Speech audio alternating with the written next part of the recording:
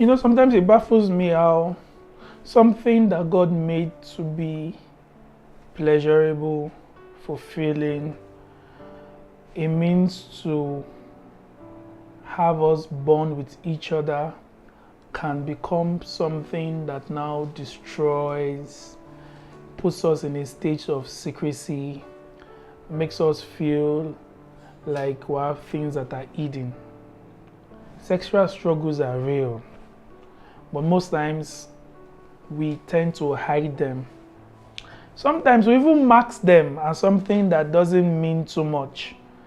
It's okay, you could just have the sex, you could just watch the movie, their soft porn, their hardcore porn, and we seem to feel like it doesn't matter. But today, we're going to explore how something innocent and sweet could now be a source of bondage and could be slowly destroying your life and the relationships around you. I won't be doing it alone today.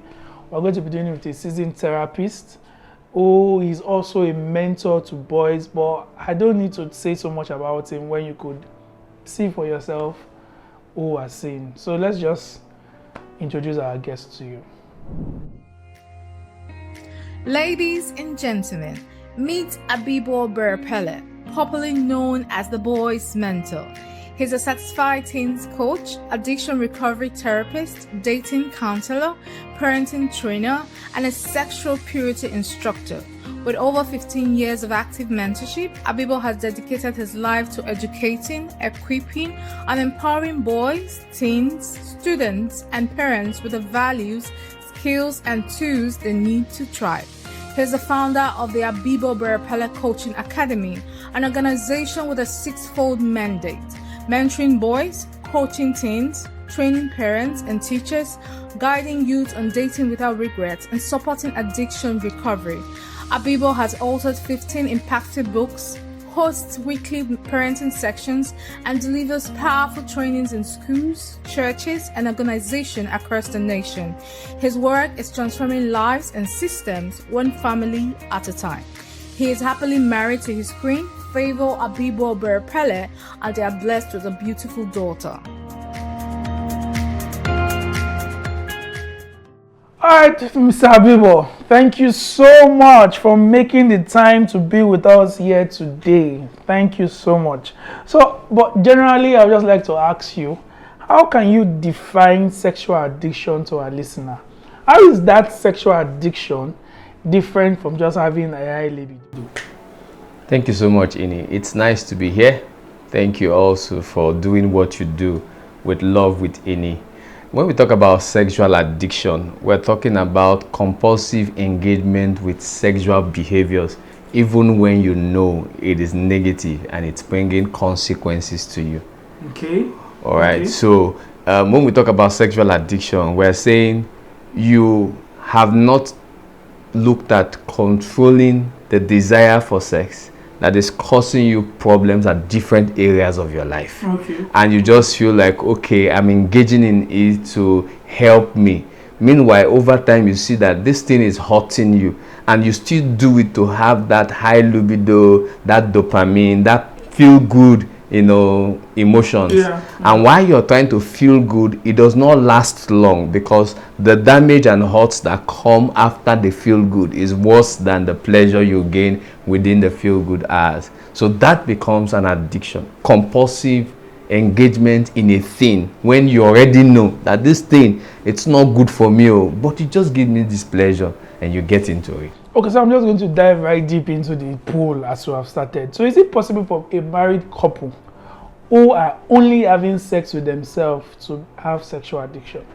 Yes, it is possible when this couple sees sex as a thing to be used, sees their partner as a person to be used, than sex as a pleasurable thing to be enjoyed with both persons. Okay. All right. Okay. So some people get into marriage and have sexual addictions, despite the fact they're only having this sex with their spouse. Okay. The addiction happened from a trauma of sexual activities that had happened before marriage. So because you've been experimenting with this thing, you've been engaged back to back to back. You can pay anybody to have it. You are just having it with anybody. Now you come into marriage, there's no intimacy. Sex is supposed to happen in intimacy. Okay. It's supposed to happen with connection, communication. So rather than this, you're trying to force person to engage in this thing because you feel like that's what I want to have. Okay. You know, that one, you are addicted to it. And then the other person, which is your spouse, is a user. You are the abuser and you're using the person to satisfy your sexual urge. Wow. Yes. So anybody could be a sexual addict. Yes. Whether you're married or not married. So are there factors that contribute to people having sexual addiction? Like are they more than just behavioral patterns? Are they environmental factors? Are they emotional factors? Are they even spiritual factors that might cause one to say they are sexually addicted? You've already said it. There are environmental factors. People who have been highly exposed to sexual activities, sexual immoral activities while they are younger. Those people can begin to experiment with it when they are young, all right? And then they continue with it. You know, it's a habit. You form the habit that you now feel like you can't do without this habit. Another thing is trauma. Some people were sexually abused when they were young. And for that reason, they grew up to feel like, okay, I want to abuse others, all right? And before you know it, they have their way. And little do you know, it had become a system and a pattern, you know, and then they begin to become users of people. Some people also go through the trauma based on their family. Mother was sexually abused or father was sexually abused. They got about it. They got angry. They begin to have a picture of the male or female figure. And then that trauma is what's happening in their life. All right. Some people also, it could be spiritual. When I say spiritual, you see, we need to build relationship with God to learn God's way and God's system for sex. You know, even for married people. In fact, there are times I just feel like having sex and the Holy Spirit will say, it's not what you need right now. What you need is to have conversation with your spouse. It's part of a sex, not just the intercourse. All right? Okay. Because your spouse is not at that state right now where she would enjoy this thing. Okay. So when I have that conversation, I'm realizing that both of us are at the same page, where even if we don't have the intercourse, we've had conversations that build intimacy. In fact, before you know, the next time is my spouse that is saying, oh, let's just go further. Okay. But if I had just done that time without accepting what the Holy Spirit had told me, I would have had ejaculation. But would have not enjoyed both of us would have not enjoyed the pleasure that comes with the intimacy that comes with sex in marriage. So there's also, we talked about spiritual, we talked about emotional. All right, some people say, oh, see, they have this confusion about sex. All right, they say, oh, I'm satisfied because I had sex. No, sometimes you are trying to fill a gap with sex and it can't be filled with sex. And that's why you keep wanting more sex to fill it, but you can't get it. Because that gap is not to be filled with sex. There are things that you have not handled by yourself. Sometimes it's lack of self-control. Sometimes lack of, personal, emotional discipline. Sometimes you don't even understand love. You felt, or the people that introduced love to you made you feel like sex is a proof of love.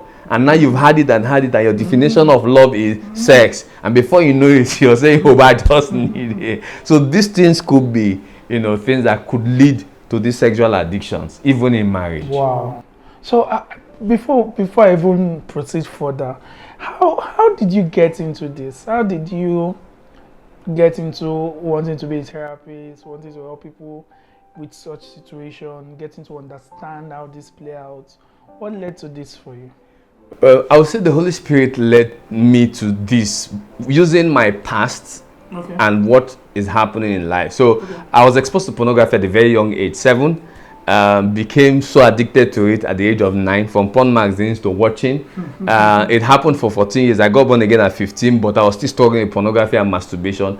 I was raped at 23 by 16 and 17-year-old girls. I got angry. I was still a virgin, but I was addicted to pornography. I was angry that if I was struggling with pornography, but I wanted to keep my virginity. So why did God allow them? I was drugged and raped for 3 days. So I got angry, and then I said, okay, somebody told me, you can use it now. Since you are no longer a virgin, what are you keeping for? So I started clubbing and the rest of them. At the point, somebody told me, oh, you're so good on bed, you need to be a porn star. And the person said, I'm going to pay to register you as a porn star. I was a believer. I already started preaching. I was already a believer before I was raped. In fact, I was a young pastor before I was raped. And then I got angry with God. I was still attending church. But so I went to porn school in Lagos, 3 months. And then I was given money. And then I traveled to South Africa for my first porn shoot. As at 2010, when that shoot was supposed to be, it was 10 million naira. That was what they were supposed to pay me. It For was one shoot? Yes, one shoot. So that one shoot is like, they have a way they do it, and the fight is that people had paid money to be present to watch it, so let's not go into the full. But what happened was, and then I encountered Christ with a person. In fact, the young lady who I was supposed to have the shoot with called my name and said, Pastor Abibo. I said, I don't. Said, you used to preach in River State, Bori, and my brother likes talking about you and how the power of God, So when that happened to me, the consciousness of who I'm truly am, came back to me. I didn't shoot again. I lost that money. I left it, and I came back to Nigeria the next day. You left 10 million? Yes, I left 10 million naira. Came back. I said, Lord, I'm sorry. What happened was, after a while, I began to struggle with it for a while. I had to start reaching out, and then I remembered reaching out to 2 therapists who helped me. One of them is Christy Bature. The other one is late. I went through therapy for about 8 months to a year. And then few years ago, the Holy Spirit began to say most of the persons in church and the rest of them are struggling with pornography. And the reason why they're still struggling is because some people who had gone through it are now growing in God, don't want to talk about it. We're ashamed of our past. People will know. I said, I want you to start talking about your story. It took me 2 years to accept to talk about my story. But you see, by the help of the Holy Spirit, I now went in, started talking. Then I went to certify as a porn addiction recovery therapist, measuring in sexual addiction, pornography, gambling, masturbation, and other things, And then as I began to do it, I realized that I found peace sharing my story, and I found more value helping people. And I've had people who had come out of this addiction come to me and say, sir, look, I'm a pastor, but this is what I'm going through, and I've been able to help them through the process, Wow. So for me, this is one of the things that makes me feel fulfilled.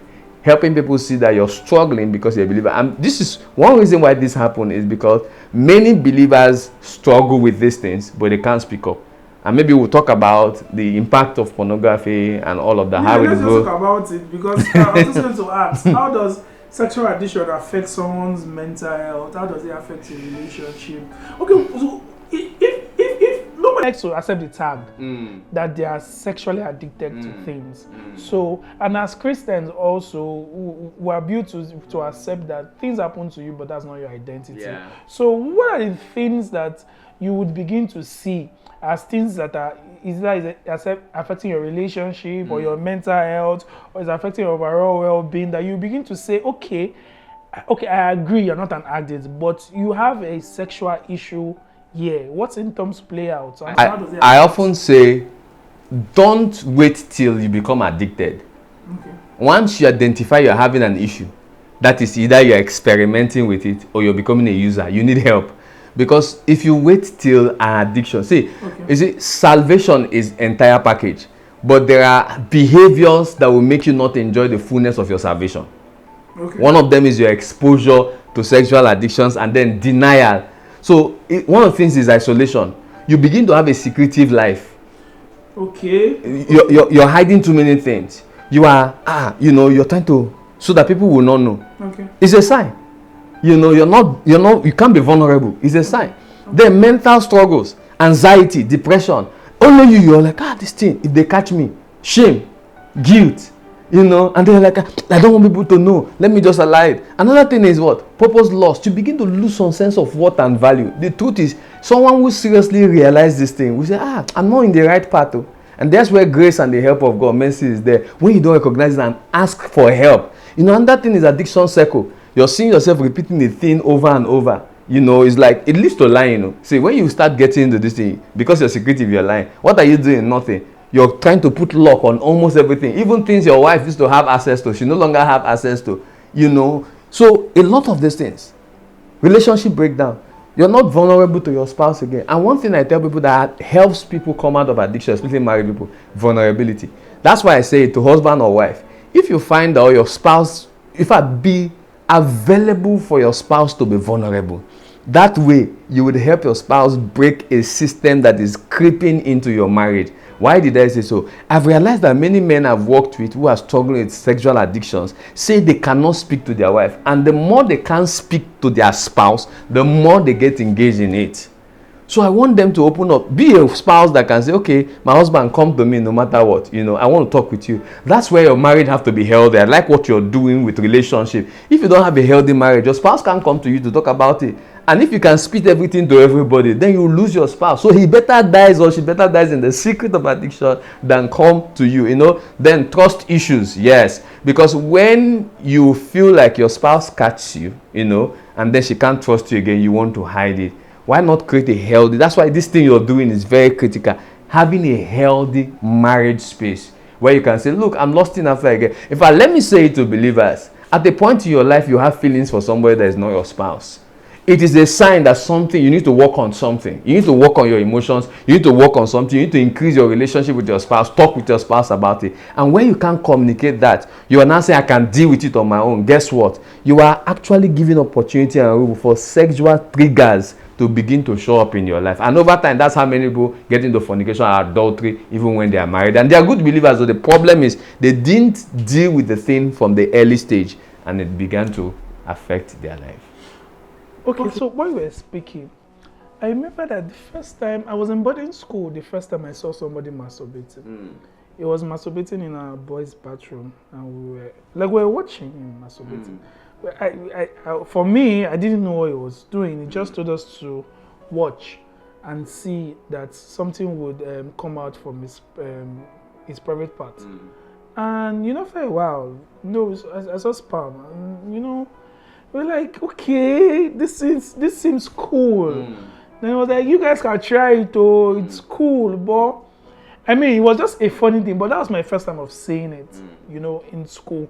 So I want to speak as to how parents can help their kids to be able to find boundaries or avoid these things from an early age. Because one way or the other, there's a media that is bombarding our screens with things like this, and their friends, there's a society plan. How would the parents right now be able to articulate and say, these are measures I'm going to put to help protect my kids from not hiding the truth from them, but helping them understand these are the lines, these are unhealthy. So the first need to do is you have to, as parents, understand the need for sexual purity conversation. When we talk sex, it's sad that many of us were not told about sex early. We heard it from others. The first person to hear the word sex and sexual conversation from you is you as a parent. Okay. Your children should hear it first from you. Yeah. All right. You should be taught about sexual conversation. That's part of what I do for parents. Safe enough, we have to talk. What's sex conversation? Age appropriate sex conversation. From age of 1, what conversations to have, down to as they are growing. We're talking about puberty. In fact, the sad thing is many people wait for their children to be teenagers before they talk about puberty and talk about sexual this thing. There's this pleasure, there's this crushing. In fact, my mother was telling me her 7-year-old son is crushing on a girl, and in the day he does not see the girl in school, he says he's coming back home. And I say it's natural for a boy to like a girl, but what conversations have you had where their friendship and their relationship become very platonic based on friendship and is guided by godliness? So we need to have these conversations. The other thing is we do mentorship on sexual purity, mentorship program, where we teach children these are things that happens. What do you do when they happen? All right? Because they'll be tempted. Look, temptation is not for adults. Temptation is for everybody. You understand? I used to ask a question, what did your child do to be sick? Nothing. The child fell ill because that's Satan's attack. So Satan has brought systems like this to ensure that children are destroyed. So you must be that safe space where you have the conversation. So we need to talk about the things that are really happening in our world. Have you seen a guy do this? No, mom. Okay, let's talk about it. Your classmates are trying to have that conversation with you. Can you come back to me to talk about it? Some children are shy to talk about this thing because they don't want you to feel bad. Some parents react rather than respond. So a boy came to his mom and said, Mom, do you know what? I saw my classmate, the story you're talking about, bringing out something like liquid milk from his penny. The mother, you did not say, oh, what do you think that thing is? The woman she bounced on the boy. So we had the conversation, she reached out to me and said, Ma, you were wrong. You almost destroyed this young boy. You've never had the conversation to tell him there is something in a man that is called spermatozoa, and at a point in your life you have wet dream and the rest say, look, he's too young. I said, but now somebody else did not just tell him. The person showed him practically. You understand? So we need to have, that's why I always talk about it. Circles like this where parents are taught so that they can also have conversation with their children, and then circles where children over time are being taught. Now, this is where they say, we don't want to expose them early. No, we are saying sexual purity conversation, appropriate. There's age, I do that with people, and you get the result. Don't wait till they are abused. And do you know you never told your parents this is your experience? No, I never did. You kept it to yourself. Yeah. And do you know many times some of the boys that saw that thing had tried it, and they found what they call pleasure in it, and they began to practice it, and they've exposed more persons to it. Why? Because we're not talking to our parents. We didn't tell our parents. I was exposed to, I never told my parents. In fact, till I was 30 something was when my mother ever heard that I was exposed to pornography. So we need to have that safe space where our children can come to us and tell us, this is what I saw today in school. What do you think about it? Once we shut them when they ask many questions, my brother, my sister, you lose them. And when you lose them to the devil. And that's one thing we must pay attention to.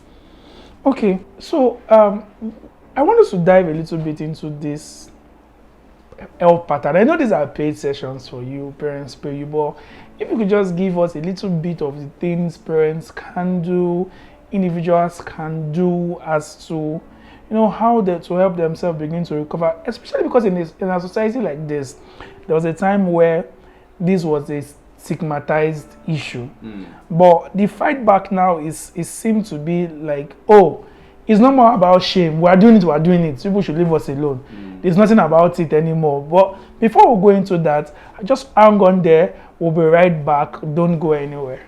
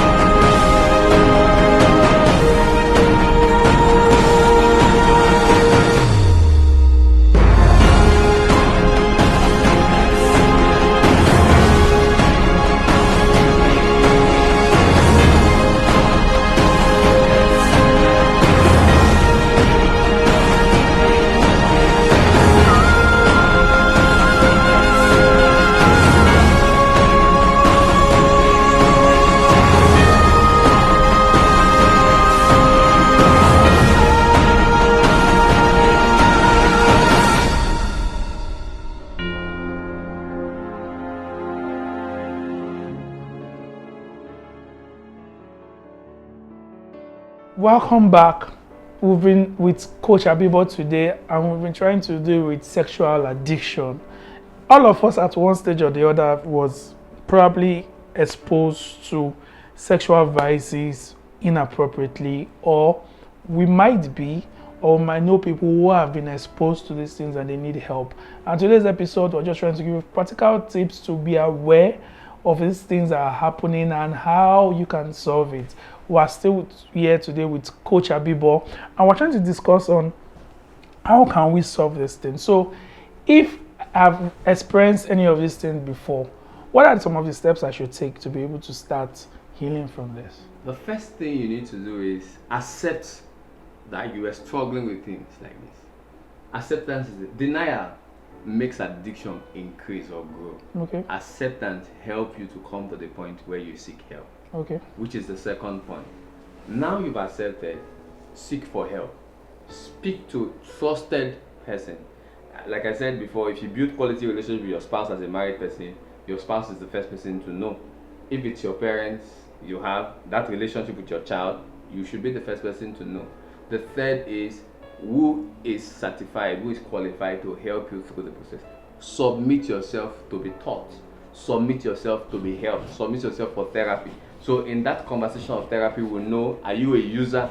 Are you just one that is curious about it? Are you one that is dependent on it right now? Or are you addicted to it? Okay. All right? Okay. And that's the other part. Then the other part is you have to submit yourself to support groups, because if you do not have accountability system, you cannot easily have recovery from an addiction.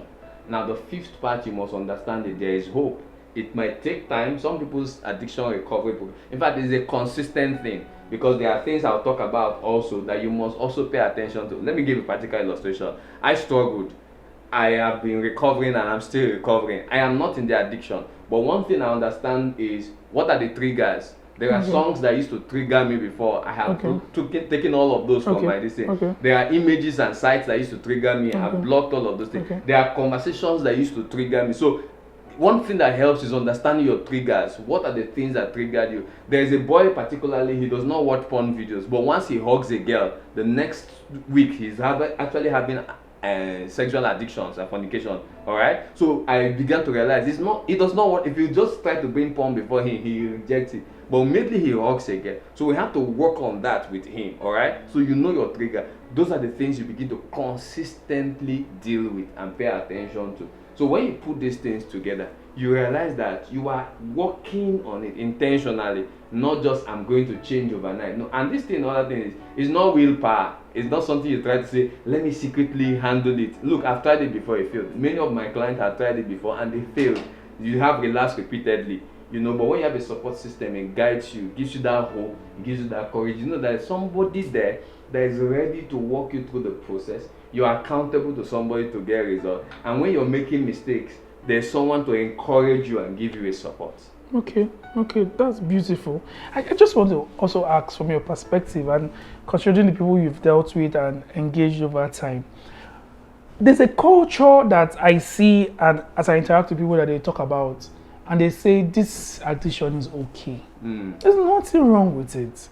I mean, it's pleasure. Some people, these are some people's job, by the way. You got an offer for it at one time. So why is this necessary?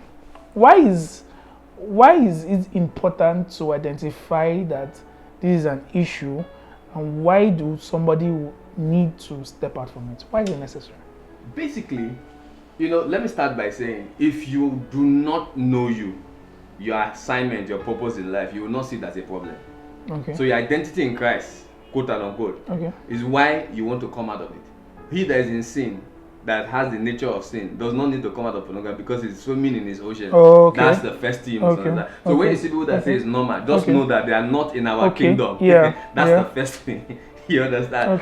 Then the second thing is, why is it necessary to come out, right?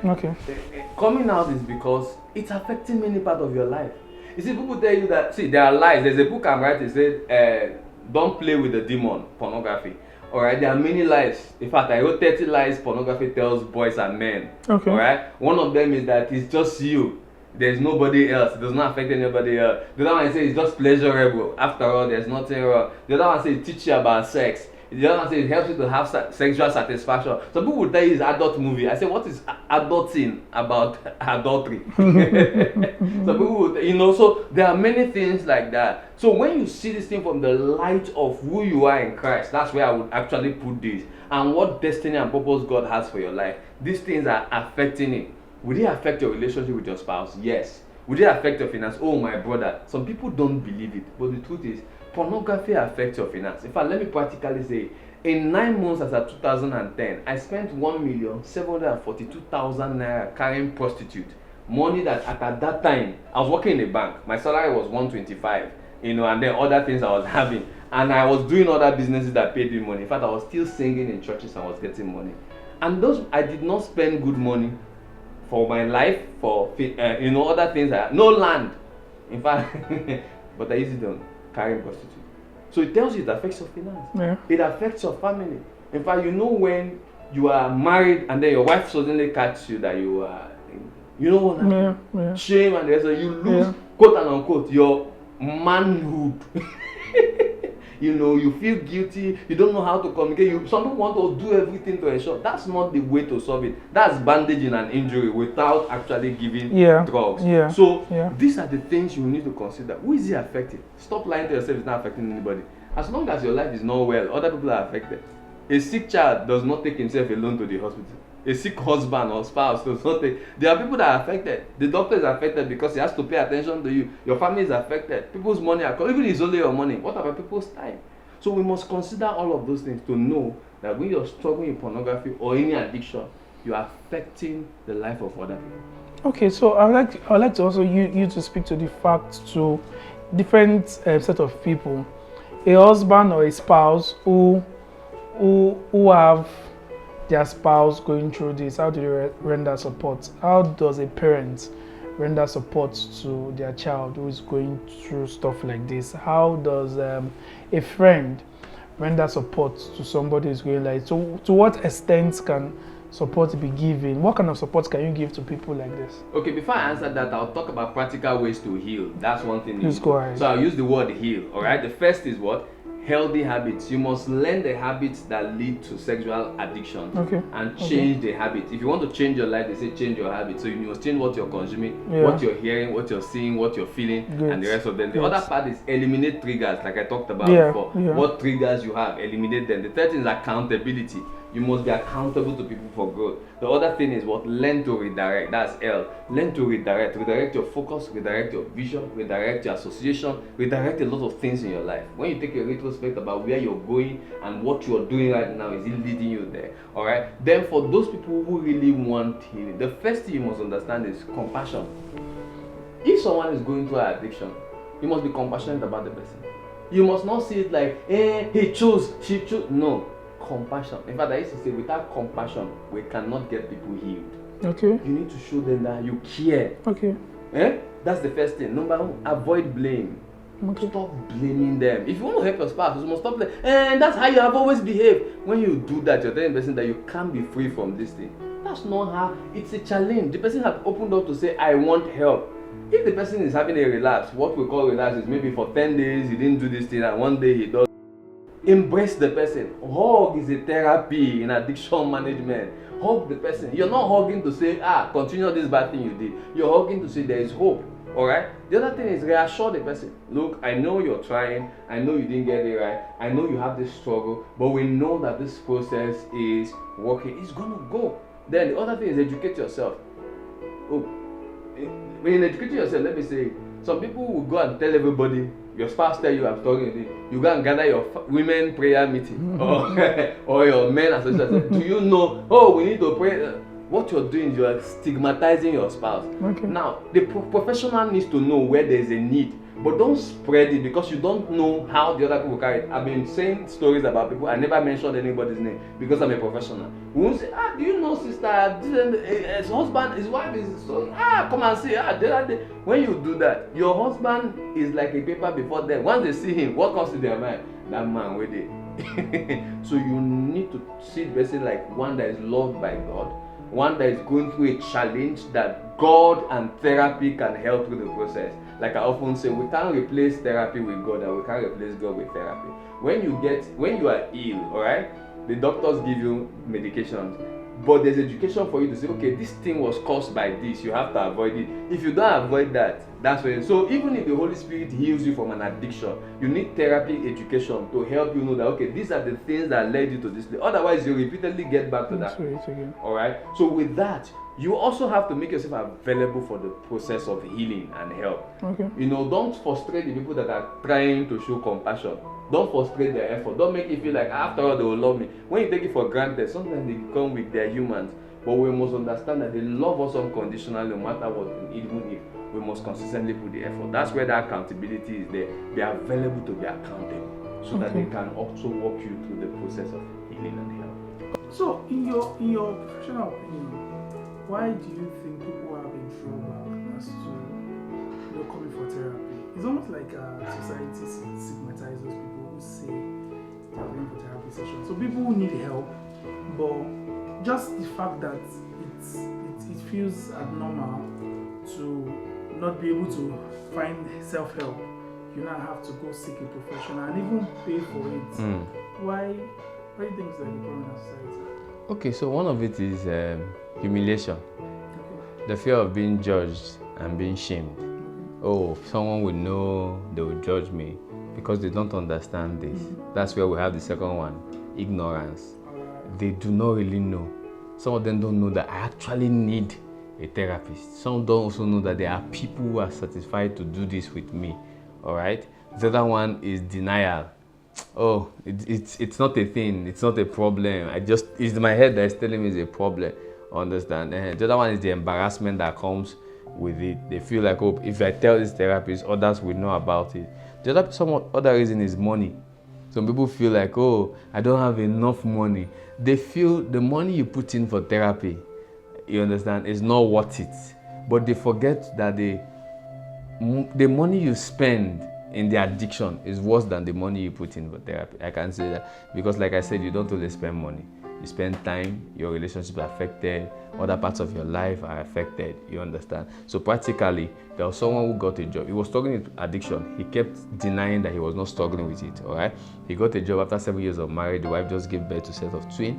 And guess what? 4 months after, he was sacked. And in the sack letter, it was that he had been using the system of the company to watch pornography. So what is he going to tell his wife? And he has been in the denial. He has been in the point of, nobody should know. His wife was not even aware. You understand? And somebody told him, meet a therapist. Why is it? If from the therapy, my wife will be aware. I started by talking about that safe space in couple. He did not want to create it. He just felt like. And this is where I also say that if you're struggling with addiction as a single, you don't need relationship. You need therapy. Relationship is not the cure to addiction. If you do not deal with the addiction, you'll be bleeding on the spouse with your addiction and it will affect your marriage. So go for therapy. And if you in the relationship already, share with this person, this is what I'm struggling with. You guys should look for help and the person should understand whether I can handle this now and get into the marriage, or we should deal with it first before we get into the marriage. Because when you pretend as though you are fine and you get into it, it's going to show up. It won't take that. You're just masking it and the mask will be out. So people don't go for it because of these 5 basic factors. They're hiding. That's basically what it is. Harassment, then ignorance, then denial, embarrassment, and then they feel like it's too expensive to go. Wow. So, but is it expensive to do therapy? It's cheaper to do therapy than to go through the sexual addiction and get damaged. I'll say, relatively, yeah. Because when they call the money for it, people like, I say, look, it's better. Of course, we create systems where you can pay installmental, but the point is you need the therapy to get the help you want if you know where you're going, than to say, oh, I can handle it. This I can handle it. Let me give another story. I can handle it, cost problem. The mother came, shared with me. I said, oh, your son needs therapy, The pastor said, no. We'll pray and lay hand on the child. Everything will be fine. Guess what?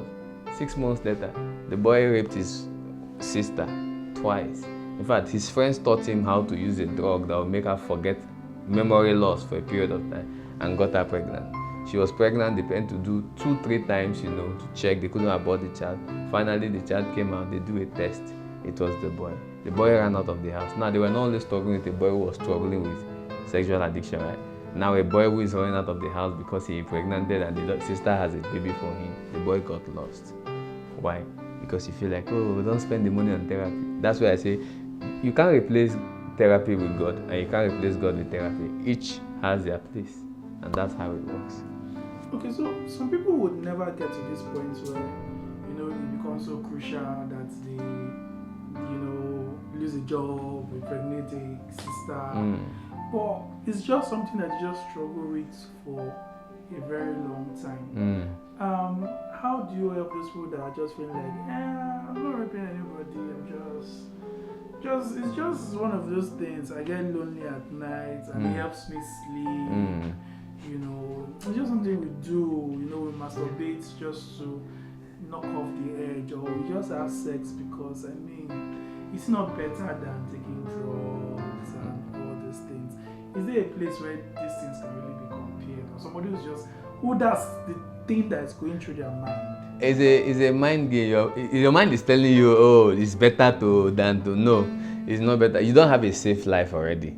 All right. You see, the truth is, those people who went through. I'm not saying everybody will go through the process of losing a job or something, but those people who went through it, they just thought it was just something they can actually handle. It's normal until they got there. Yeah. So no addiction promises you like you're going to get to the extreme. They always tell you can always handle it. Any day you want to quit, that's what it was telling me. Any day you want to quit, you quit, but you keep trying and you never quit, and you'll still be promising you. So for those people, we do a psychotherapy where we're helping you understand that this thing is actually a process. So we help you come to a point to say, I really need help. We can't force help, you know, and especially why it looks like, because it looks like you're normal, you can function in every part of your life and everything is fine and nothing is bad yet. Look, you know, little drops of water, what happens? So some people, let me also say this about about getting addicted, and then you are completely not affected by it, but your child, there's hereditary in addiction. Yeah, some people don't know that part. You know, you as the user or the abuser, you don't get so deep into it. But once your hair gets into your child, they get so deep and bad into it. It happens with drugs, it happens with even sexual addiction. So why do you want to destroy the future of an innocent child with your today's addiction or habits? Okay, so what would you say to somebody who is struggling now? Something you also say to somebody who serves like a support system to somebody now? The truth is, I was there. It took me years to realize and become vulnerable. And I'm telling you, there's help, there's hope. You can reach out to us. We're always there to help. I don't shame anybody because I've been there. I know what it cost. I know what I lost trying to keep it. Don't keep it. Don't feel like I don't have the money. Look, we're here to help you. And that's exactly what I've done for few persons. And that's what I want to do for you. There's hope. You can come out of it. It might take time, but it's going to work. Okay. Now that you've heard that you can meet Coach Abibo, where can we meet you? How can we get in touch with you? How can the listeners find you and reach you?